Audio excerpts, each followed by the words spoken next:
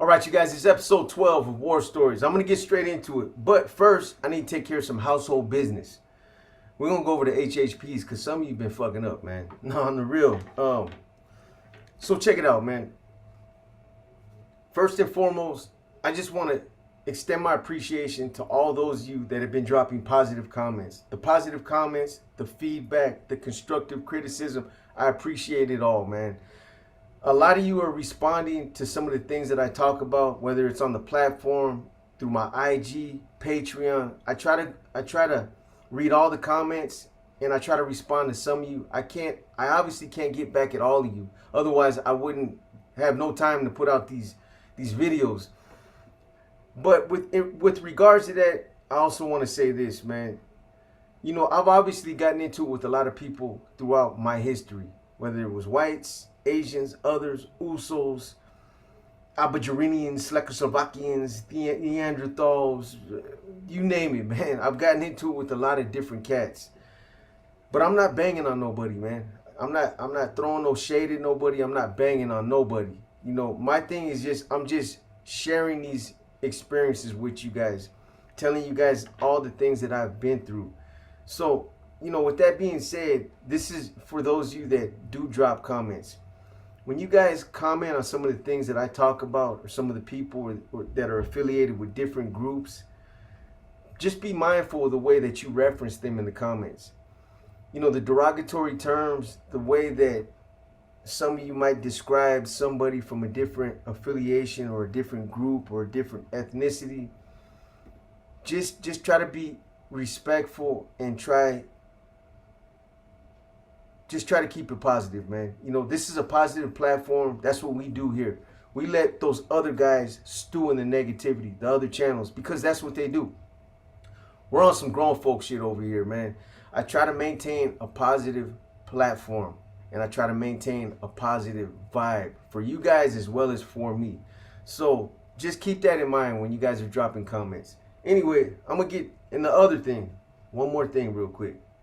One more order of household business. So the other thing I just wanted to say is when I'm talking about a lot of the stuff that I've been through and I'm describing some of the events or the places or the things that happened during my history, I know sometimes it's a little redundant, but you guys got to understand this.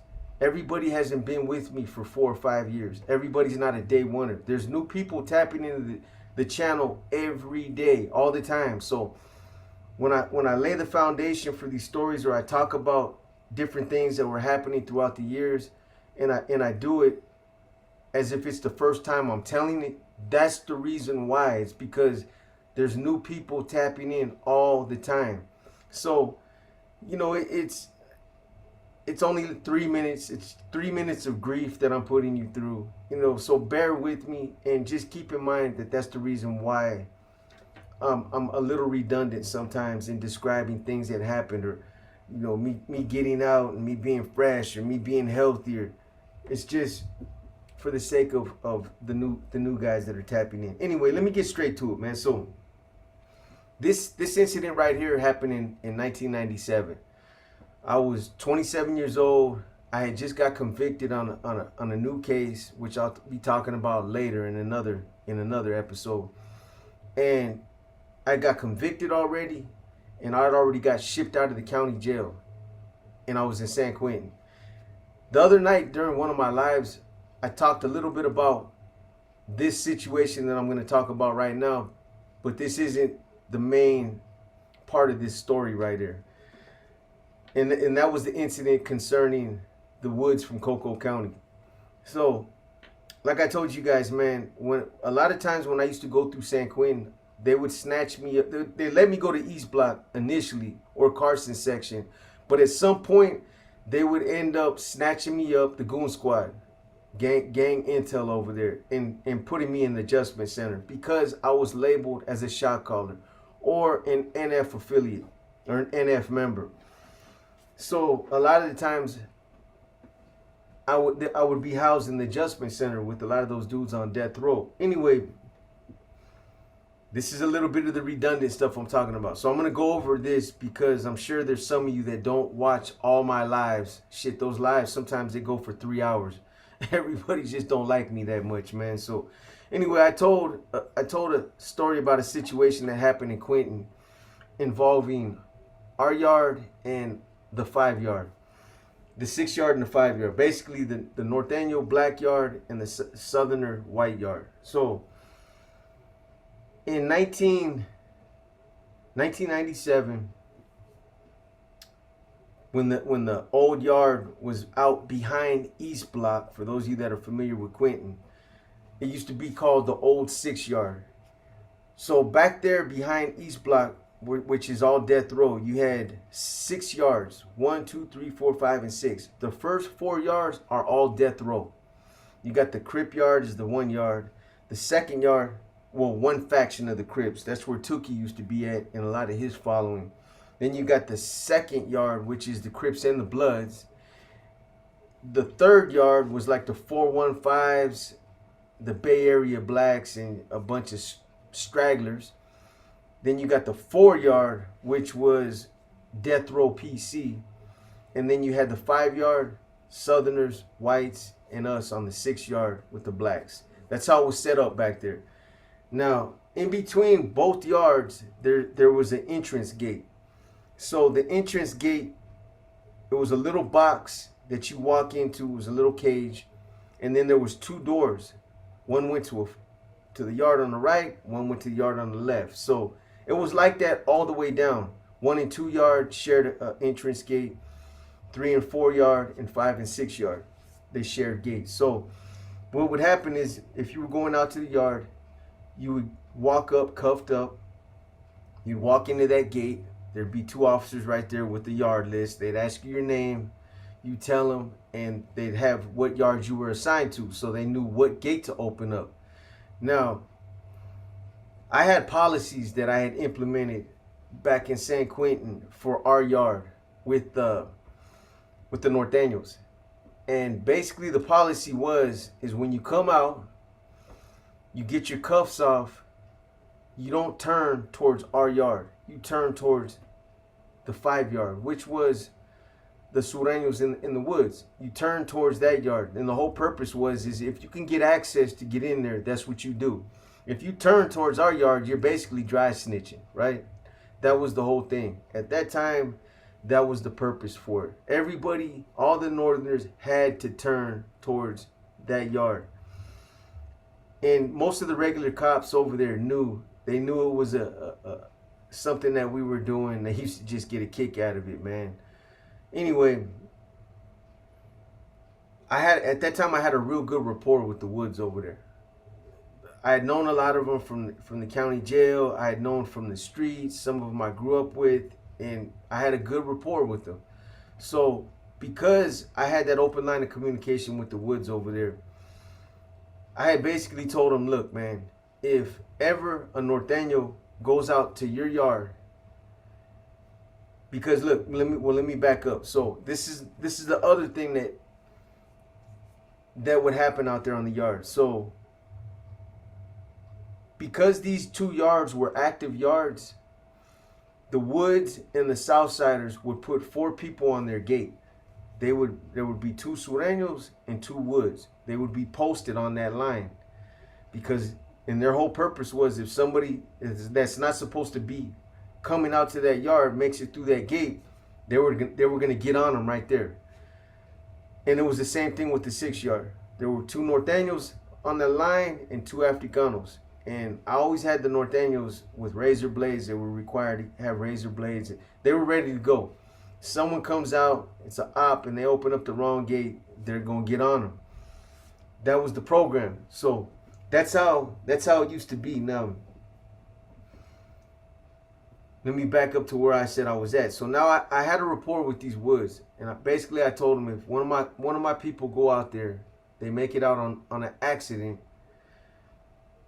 tell your people to take a step back and just let them handle their business with the Southsiders. And I'll do the same on our yard. If a Wood ever comes through that gate, I have those Northerners take a step back and you guys handle your business with Africanos. That's how it was. That's the agreement that I had. I even let the Africanos know out of respect. Look, this is, I got this understanding with them, and you guys handle your business with those guys. It's, there's not no conflict going on with us and them right now. So, I made sure all bases were covered. And I told them the same thing. Hey, if a Southsider comes through and you guys want to take a step back, that's cool too. Because we're not completely, it's not like we're sitting down in the middle of a war with you guys. You guys can easily handle your business. We're just not going to mop them. There ain't going to be 4 dudes on them. So anyway, that was the understanding. The Africanos were cool with it. The Woods were cool with it. Anyway, not too long after I had established this agreement with the Woods, they let a norteño out on their yard. A norteño by the name of Tuna, Charles Hill. And he looked like a white boy. And he was white. So, he turned towards that yard. And when they took the cuffs off, I seen the gate opening, and I was like, oh shit, they're letting the homie go out there. So he went out there and he handled his business, man. He got him up. But the thing about it is I seen the 2 Woods get involved. They both jumped on him with the Southsiders. So right there, I was pissed, man. When I seen that, I was like, all right, man, all fucking agreements are off. I felt like these dudes sabotaged our agreement, that they knew about it. I knew, as far as I was concerned, all those white dudes on that yard had been made aware of that agreement. So I looked at it as like they backstabbed me. They fucking put their people on the homie anyway. I didn't get a chance to talk to none of those cats that I had the agreement with, because when they got off, the yard went down and then they ran them all in. But what I did, right after that incident, they snatched me up for whatever reason. I don't know. Maybe they thought I was going to push some shit over there in East Block. So they snatched me up and they took me to the adjustment center. But that wasn't going to stop, me from continuing to push my agenda out there. And it didn't. I got to the adjustment center and I put a green light on all Coco County Woods. Everybody from Coco County, any and everybody, any white inmate or Wood from Coco County was to be blasted. I sent directives out to every block out there, even North Block. I mean, I was in control of the entire institution. So I sent one to even I even sent over there in San Quentin. We even had control of, what's it called, it's like boot camp over there. It's not the camp, I forget what it's called, man. But anyway, we even had open line of communication over there with those guys. I sent one over there. I think it's like the farm or something like that. The farm in San Quentin. Anyway, so I sent a directive over there. I sent one in North Block, West Block, South Block, and all the different sections. They got filtered out. Anybody from Coco County was to be hit on site, blasted with weapons. So for the next 3 weeks after those directives went out, man, it was a bloodbath. There were, within 2 weeks, there was a total of 70 slashings as a result of that one directive I put out. It was actually me and MC. MC had got there, but I was already in a position and I had already pretty much called that shot. MC just stamped it. This is when he was still alive, right before he got killed. So around 70 Woods got hit, but the problem is the northerners out there, the norteños, them cats they were bloodthirsty, man, straight up. They weren't just hitting Coco County Woods. They were hitting anything white, any wood, period. and it got out of control, man. I mean, they were flying cats out in the helicopters. They were taking people out in ambulances. Motherfuckers were getting their whole ears cut off, and they were getting slaughtered, man. And it got so bad that the Woods finally got at me, and they were like, "Hey, B, man, call it off, man. Call your people off. I mean, they're slaughtering dudes out here that don't have nothing to do with that incident. You know what I mean?" So eventually, I ended up calling it off. I called it off, and this was after the Woods had told me that Kobe, one of the Woods, the main ones that jumped on the homie, and he was a young aspiring AB, and he would become an AB. I know that because I was with him up in Pelican Bay. He was a youngster. He was like an up and coming Wood out of Coco County, and that's why he jumped on Tuna. He was trying to earn his bones, even though he was aware of the the agreement that I had with some of his people. He was on that, on that I want to get pulled type of thing. So he was doing anything and everything he could to look good in the AB's eyes. So anyway, that was one incident that happened over there. It was just, I've called quite a few hits before, and I've deemed whole neighborhoods, and then have cleared whole neighborhoods, or have, there've been multiple green lights I've given, but I probably had to say that was probably the one green light that I put on that where there were multiple people. I mean, 70 people. That's a lot of people for one directive, one hit, and it was crazy, man. I actually have a timeline that SSU generated, the SSU unit out of Rancho Cucamonga, and they had a timeline on me. They were watching me, and they were keeping a track of my history, but it's noted in there, and I will post it. I will put it up so you guys can see. But anyway, I just wanted to put that out there as part of this, because it was part of this story right here. Since 1997, I was in Quentin, and this happened at that same time. So the other thing that happened, or the basis of this story is, so 1997, I just got convicted on a new case, and I'm in the adjustment center.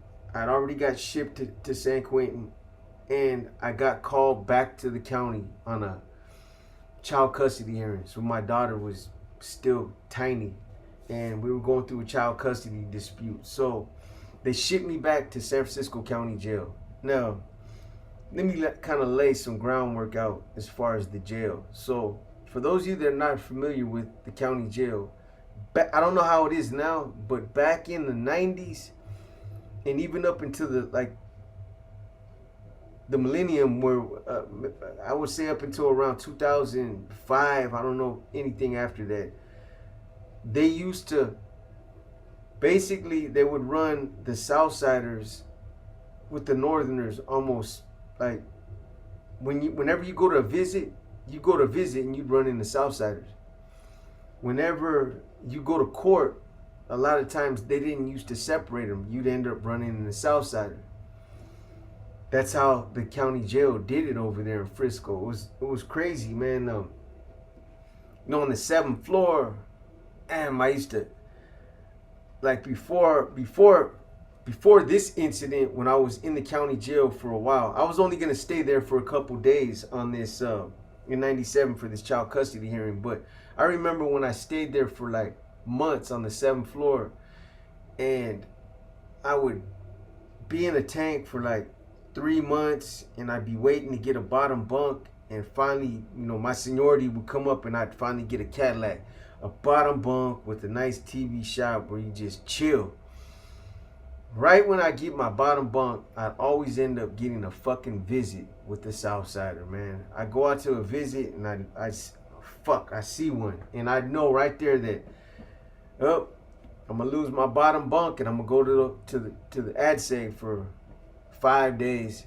That's what used to happen. Never used to fight over there with Southsiders. You would end up going to ad save for 5 days, and you obviously lose your bottom bunk, and you had to come back to a new tank and start all over again. So You know, that's what happened a lot, man. I could tell you guys story after story about how I would go out there, sit down with my daughter's mom, and be like, fuck, man, I'm not gonna be able to call you tonight.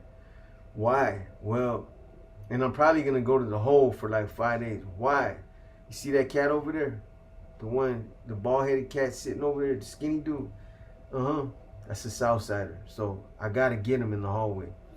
You know, I'm thinking about getting them right here, but I don't want to do it in front of people's kids and in front of people's visitors. So I'm gonna give them that respect. But as soon as we get in the hallway, it's gonna be on. So anyway, in '97, when I went back on the child custody hearing, I go back to the 7th floor.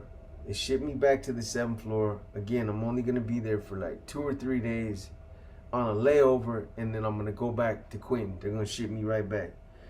So they put me in one of the, I think it's like B something, one of the first tanks on the right. It's a lot of the older dudes that been in the joint. Those are usually the guys that are up in those first couple tanks, or troublemakers. They want to keep you up there close to where the office is up front so they can hear it when shit kicks off. But anyway, so I get put in that tank and I'm good, man. You know, I just so happened to know a couple homies that were right across the hall. I think Bino from Excelsior was there. Steve Fernando from Excelsior was there. There was a couple other homies too, man, but those were two that I remember. So I'm just passing through. I'm not tripping, man. You know, I'm not tripping off. I don't even have enough time to really get a visit. So I'm, you know, I know my chances of running into somebody are slim. But like I told you guys, San Francisco County Jail doesn't really make an effort to segregate the Northerners and the Southerners. They didn't at that time, man. So I'm in the tank, and the tank that they put me in when I got there, when I got back to the county jail. So anyway, I'm in the tank. I'm in a cool tank. There's some cool Africanos in there that I knew, that I had done time with, and I'm only gonna be there for about 3 days. So, you know, it was close to a weekend, so I'm pretty sure I was gonna be able to get a visit. So I was like, cool, man. You know what I mean? I'm gonna get to see my daughter's mom. I'm gonna go to this child custody thing tomorrow, and then on the weekend I'll have a visit and I'll get shit back. So, like, hell yeah. So anyway, I'm on the phone. I get on the phone because I stayed on the fucking phone, and I'm talking to my daughter's mom, and they bring this cat in. He's a raza. There is no other homies in there with me. They were all Africanos. So I see him come in. He looks like a homeboy. He's got a big whip, and I'm like, okay, cool. They let a homie in there, so at least I got somebody to kick it with now. And anyway, I go back to talking to her, and I tell him real quick, hey, homie, all right, my name's B, bro. You know what I mean? He's like, hey, that's probably gonna be your bunk right there. There's only one bunk open. This is a cool ass tank, bro. I'll get at you in a minute. You know, I'm glad you came up in here, man. I got somebody to chill with now, man. He was like, you know, hey, cool, bro. You know, cool. So I'm on the phone talking to her, and Steve Fernando across the hall, he calls me to the gate. He's like, hey, come here, bro. So I tell my lady, hold on. I go to the gate, and I'm like, what's up, man? He's like, hey, that dude that just came in right now, he's a fucking Southsider, bro. And I'm like, ha, no way. They ain't gonna let no Southsider in here with me. He's like, bro, I'm telling you straight up, homie. Tell him take your shirt off. He's a Southsider, bro. I was with him on the 6th floor. And I said, bro, you know that for sure? And he's like, B, I was down there with him, homie. The dude took his shirt off, and we were gonna get him, but he ended up getting moved. They moved him up. They moved him up out of there. And you know, when they moved him up out of there, when he was leaving, he started talking shit. And I'm like, what? I was like, oh man. I ain't got no problem putting in work. I was really hoping that I was gonna get to see my daughter's mom on that visit. I had been in Quentin already for like 5 months, 6 months. So it was kind of cool you know, to come back to the county. Anyway, so I tell him, I'm like, look, bro, check it out. At some point, when I give you the heads up, call that dude to the gate, man. Call him to the gate and hit him up, bro. And I'm gonna handle my business. And he was like, all right. He was like, just tell me when you're ready. And I'm like, yeah. Let me finish my conversation before I had to go to the hole now, motherfucker, right? So I go back to the phone. I'm on the phone, and I tell my daughter's mom, I'm like, hey, so, fuck, I see you. Probably, if not tomorrow, Monday, on the child custody when we go down there. But I don't think I'm gonna get to see you on the weekend. You know, so don't even waste your time trying to come down here and sign up. And she's like, what are you talking about? Why? You know, and I'm like, because they just put a Southsider in my tank. And she's like, no, they didn't. And I'm like, oh yeah, they did. And she's like, how you know that? And I'm like, because homeboy just called me across the hall and he told me. And she's like, how do you know he's a Southside? Man, homeboy just told me that he was with him on the 6th floor. Obviously, he's seen him without his shirt. He's got a big X3 on his chest. So I'm just gonna handle my business, man. And you know, I'm gonna get took to the hole, but I'll see you.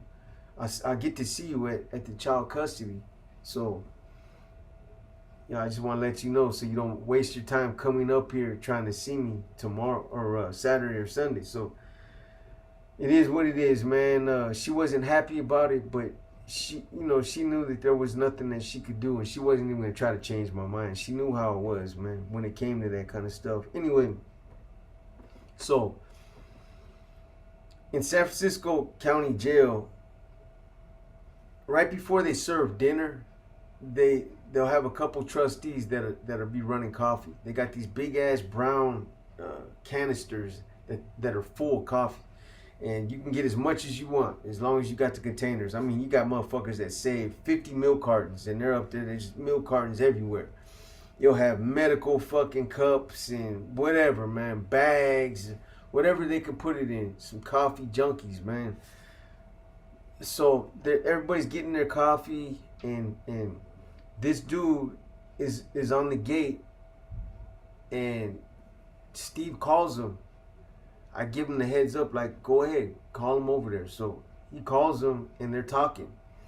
And Steve had told him, I could hear him talking because I was like right behind the dude on the phone, acting like I was on the phone.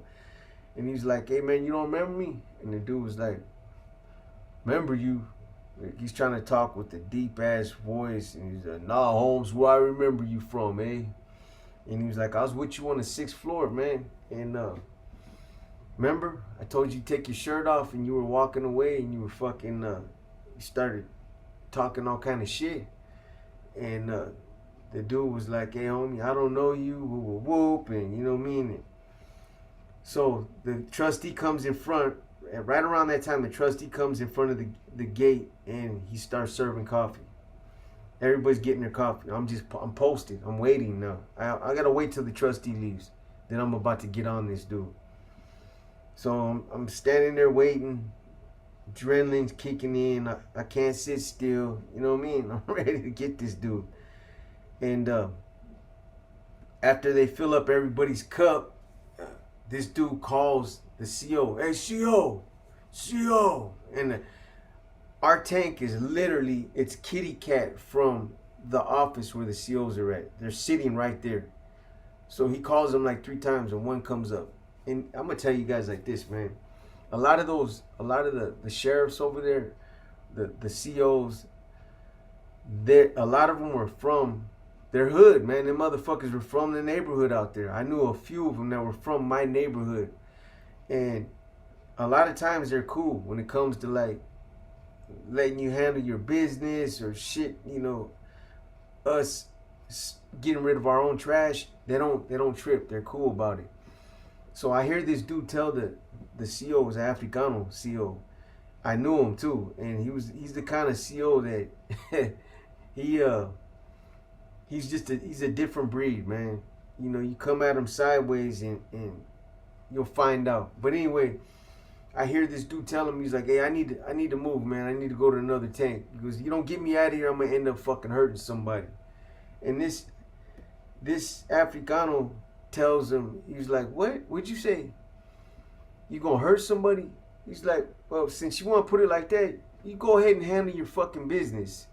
You know what I mean? I ain't moving you nowhere. So whatever kind of problem or anything you got going on in there, that's your problem. You know what I'm saying? Don't come at me like that, threatening or trying to dictate what I'm doing. First of all, I'm busy right now.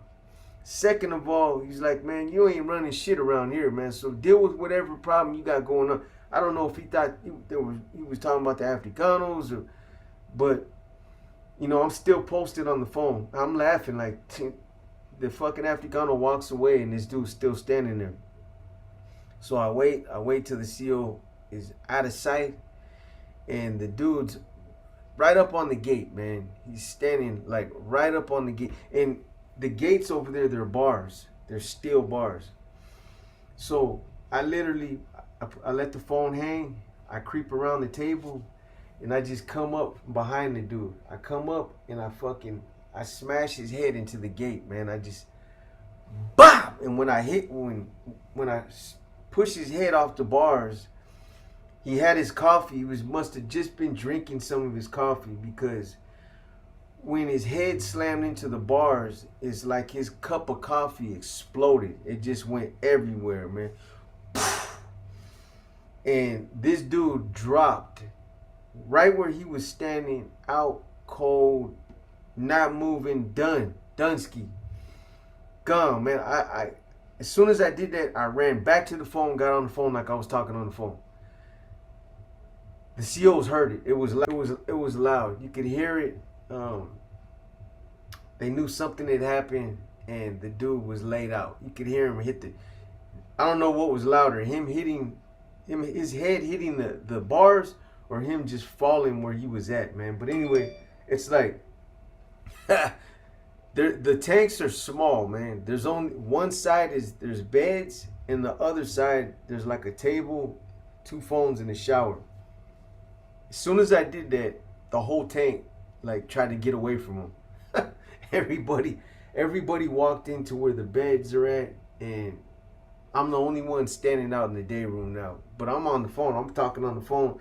I got my back turned like I'm, cupcaking my girl.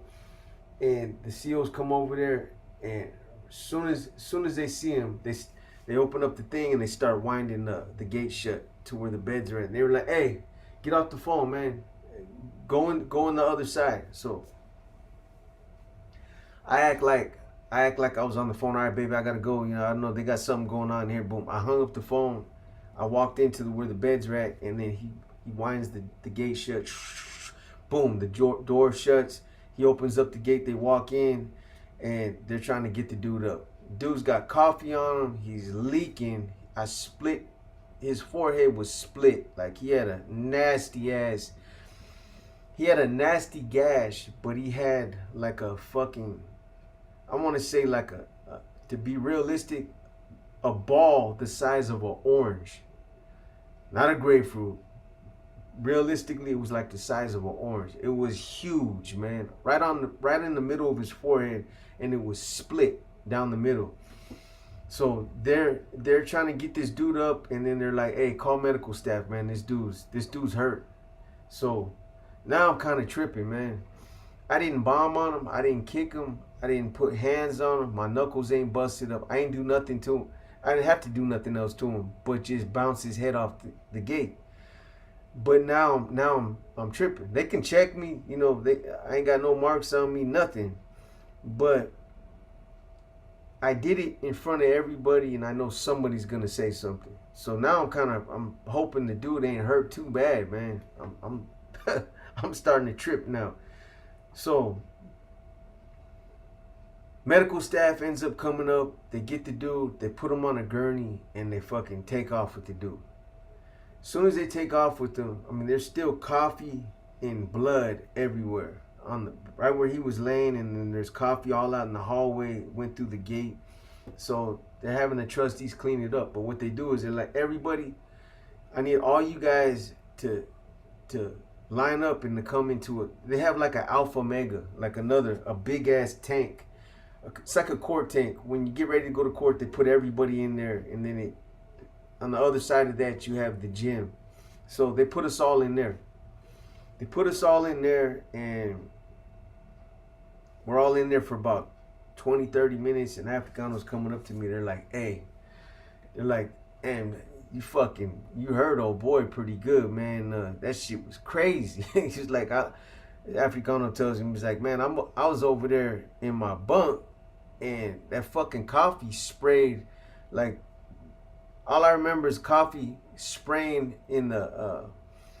spraying inside where the beds are at, and then just hearing somebody hit the deck, man. I look over and I seen that fool out, you know what I mean? I seen him leaking, man. He was like, damn, bro, that shit was crazy. So I'm like, yeah, man, yeah, it was pretty crazy, man. But not, like I said, man, I'm tripping now. I'm thinking, man, I just caught another case. You know, that's the thing about doing something like that in the county jail, man. But Frisco has always been a liberal county, like I told you guys before. And, you know, but I'll say this, even though Frisco was a liberal county, and I always knew that this is a different type of situation. This is not like the normal way you catch a case and then you come in and then the district attorney doesn't prosecute. This is a whole different animal. Something happened in the jail. Somebody got hurt bad. These motherfuckers will press charges on you. So that's why I was kind of tripping, man. I honestly just wanted to go to my child custody hearing and get the fuck out of there and go back to Quentin. But I created a mess. So we're in there for about an hour in this tank, and finally they start calling people. They start calling them out one by one. And I'm like, what the fuck are they doing, man? What the fuck are they doing?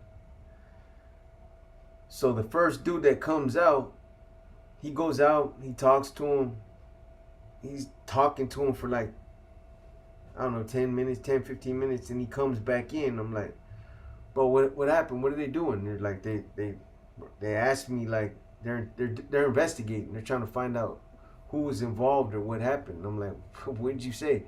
Like, I said, I don't know what happened. I was in my bunk area, and you know, next thing you know, you guys are coming in talking about talking about line it up and to come down here to that holding tank. So, you know, I'm tripping off of what they're doing. I'm hoping that it just blows over, man. That, you know, CO's just like, fuck it. We're not gonna push it because we gotta push a bunch of paperwork too. But you know, this is what happens, man. 2-3 more dudes go in, and they come out, and they all claim that they didn't see her, it had nothing to do with it, and they keep calling all these other cats, and I'm wondering how come they ain't calling me, man. You know what I'm saying? So eventually, like, when one of the COs comes to the door and calls somebody, I'm like, hey, how come they ain't even call me, man? You know, how come they didn't call me? Like, they had pretty much interviewed everybody in there except for me. So there's this one CO that I had known from the 6th floor, and when I said that, he was like, come out here, man. So when I came out in the hallway, he was like, follow me to the office. So went to the office, and he goes, you want to know why we didn't tell you, or why we haven't talked to you yet? And I'm like, why is that? He says, because for one, a few people in that tank are saying that it was you that assaulted that dude. And for two, you know, nothing else makes sense, man. You know, we believe that you had something to do with it. So I was, and he goes, look, I'm gonna be straight up honest with you. If I gotta take this motherfucker to the hospital on my lunch because you did that shit, he's like, you gonna get charged for that, man. He's like, if that dude goes to the infirmary and they sew his ass up, he's like, and we don't hear nothing else about it, then, you know, the worst case scenario is you're just gonna go to the hole. So, you know, that's basically where we're at. So I'm like, so I'm gonna go to the hole. You guys gonna take me to the hole? I ain't have nothing to do with that shit. And he's like, well, you know, that's where we're at, man. These dudes are saying that it was you. Like, and there's multiple. It's not just one. And there's people that were across the hall in that tank that also said that they seen you do it. And I was just like, shh, wow. So anyway, long story short, they eventually rolled me up that night after they were through with their investigation, after they cleaned up everything. And, well, this is what happened. So after they clean up everything, they take us all out of that that holding tank and put us all back in the tank that we were in. And I'm thinking, cool, shit, you know, they must not be tripping, man. But not even 5 minutes after I went in there, they were like, hey, Mendoza, roll your shit up. They let me back in there so that I could pack up my shit. I'm thinking that I got away, man, but luckily they didn't push a case on me. You know, it was, so I'm lucky they didn't push no case on me, man. You know what I mean? I wasn't really tripping off going to the hole because I was only gonna be there for a few days and I knew it. But you know, up until the time that they shipped me out of the county, I was thinking that I was gonna catch a case. That dude got hurt pretty bad, man, and I didn't even put hands on him. I literally just bounced his head off the fucking gate. But it was the force that I did it with that really hurt him. That's what split his shit. And he was a big dude. He was a good sized dude. He was probably in his 40s, and he was just a stocky big dude. But hey man, that's episode 12. That was a quick one. I know it wasn't fire, but you know, it's incidents like that. I got a bunch of them, man. I got off in the Monterey County Jail. I got off in the Mendocino County Jail. And I got off in the Frisco County Jail on multiple occasions, man. When I was down on the 6th floor, it seemed like every time I got a bottom bunk and I got situated, I'd end up going to a visit, and it would be with the Southsiders. But the one thing I got to say about these Southsiders, upstaters, whatever you guys want to call them, is these cats, even though they were behind enemy lines and they were in a county jail that's considered like Norteño dominated county jail, these dudes were still game. They were game to handle their business, man. And that's why I gave them so much respect, is because, you know, they're behind, they're in our established jails, and yet, you know, they ain't locking it up, they ain't tucking tail and like, you know, I'm cool, man, I don't want. They were game, and at least the ones that I encountered, man, they were game, and I ended up having to smash the shit out of them because they fought back, you know what I mean? So anyways, man, it's episode 12. I'm gonna go ahead and shoot you guys another one as soon as this one right here records. You guys have a good night. I don't think I'm going to run a live tonight. I might run one more war story. We'll see, man. If not, I'll hit you with the inner demon. But you guys have a good night. Stay positive. And remember what I said about them comments, man. You guys stay up. It's your boy Box, and I'm out.